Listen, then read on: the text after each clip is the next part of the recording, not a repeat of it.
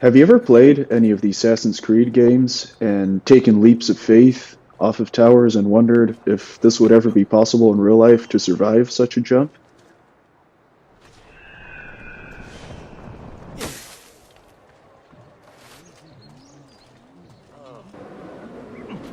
Well, in this video, I'm going to discuss the physics behind that to see whether or not it would be possible to survive the leap of faith. I'll start this analysis with the basic conservation of energy equation from physics, which is the initial kinetic and potential energy equaling the final kinetic and potential energy. Kinetic energy is 1/2 mass times velocity squared, and potential energy is mass times gravity times the height at which something is dropped or a height that something falls from.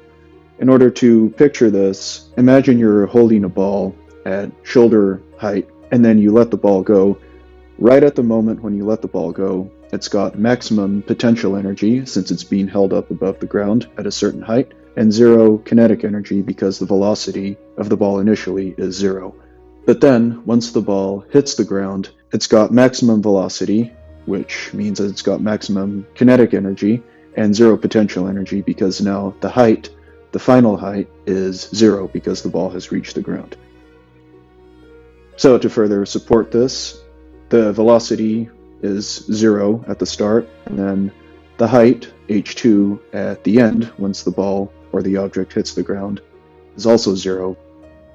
And further evidenced here is how the equation gets reduced once you account for the fact that v1 is 0 and h2 is 0. So what you end up with is the initial potential energy is equal to the final kinetic energy. Potential energy 1 is mgh1, and kinetic energy 2 is 1/2 mass times velocity squared. So that's your final conservation of energy equation. And if you would like to find the final velocity of an object hitting the ground, that would be the square root of 2 times acceleration due to gravity, g, times the initial height from which the object fell. Once we've shown the adjusted conservation of energy equation, we can show what the change in kinetic energy represents, which is impact force multiplied by the distance traveled. In general, energy, represented by the unit of joules, is force times distance. So force is in newtons, distance is in meters. A joule equals a newton meter. So torque would be force times distance as well, which is also joules. But in our case, change in kinetic energy is the impact force when a certain object hits a surface, and the distance traveled would be the distance that the surface of impact gets compressed by. So in the Assassin's Creed example, if your character jumps off of a tower into a bale of hay, his change in kinetic energy would be the impact force when he hits the bale of hay, which is relative to velocity, multiplied by the distance that the bale of hay is compressed by, because that's the impact surface, and the distance traveled through the impact surface is how much the bale of hay gets compressed. So if your bale of hay is stacked 3 meters high, and he hits the bale of hay and compresses it all the way down to the ground, that means his distance traveled is 3 meters, and that's what influences the change in kinetic energy. The more distance traveled that you have, so the softer the surface and the more that it can be compressed, the greater the change in kinetic energy that you have. As mentioned previously, force times distance equals energy. And if you wanted to use kinetic energy, you could say that force equals kinetic energy over distance, or potential energy over distance if you chose to use potential energy. If you use potential energy, force equals mass times gravity times height divided by distance traveled. Or if you use kinetic energy, force would equal 1/2 mass times velocity squared divided by distance. In the leap of faith example at the beginning of this video, we can use the example of jumping off of the Galata Tower in Istanbul. This tower is approximately 60 meters in height, and the mass of the jumper would be assumed to be about 80 kilograms, and then acceleration due to gravity is 9.81 meters per second squared. When he lands in the bale of hay, as mentioned previously, he would cause full compression of the hay through its entire stacked height. This distance would be used for the d in the force equals energy over distance equation, shown above. Next, we can calculate the impact velocity, being the square root of 2 times gravity times the initial height. So for a height of 60 meters, impact velocity would be 34.3 meters per second, which is approximately 77 miles per hour. To get an idea of what this means, imagine driving 77 miles per hour down the highway. This is the speed at which you would land in a bale of hay if you yourself did a leap of faith off of the Galata Tower, which is incredibly fast. The impact force, if you use potential energy with a height of 60 meters, would be about 15,700 newtons. If you chose to use kinetic energy using the impact velocity, this would also be the same value due to conservation of energy.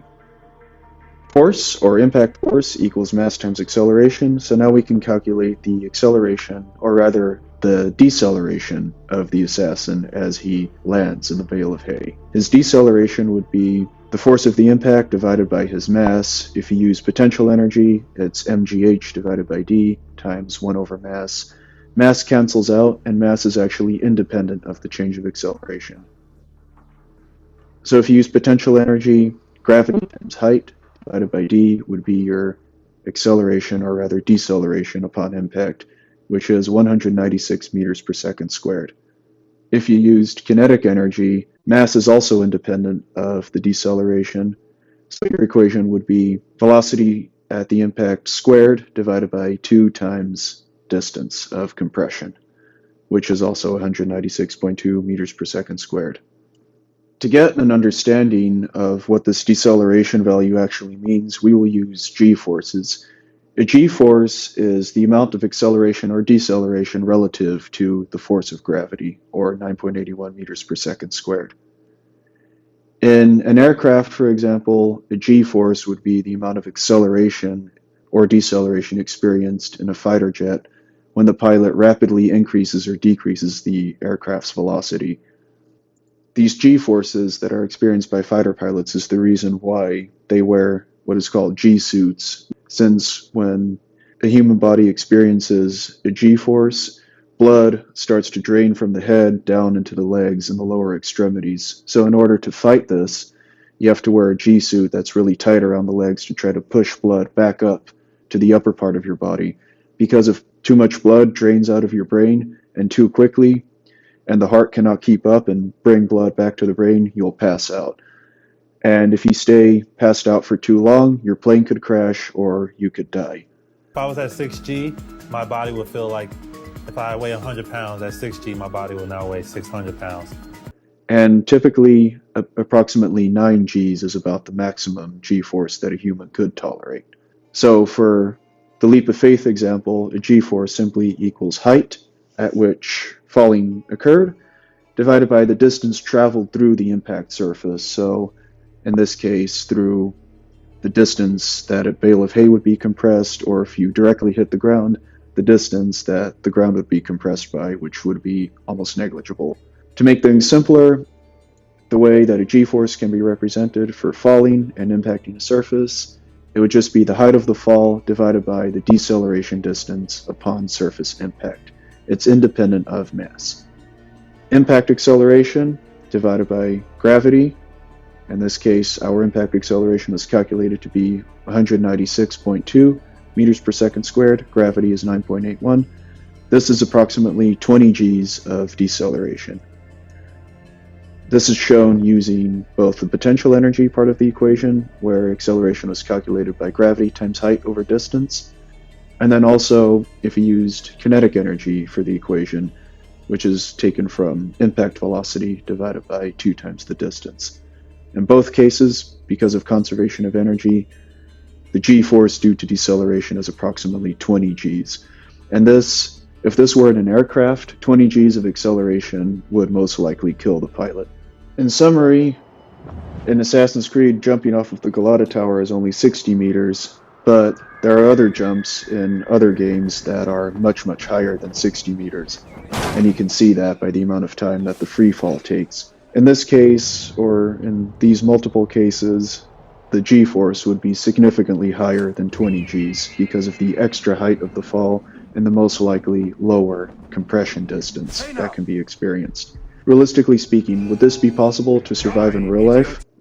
A leap of faith jumping off of a very high tower into a bale of hay?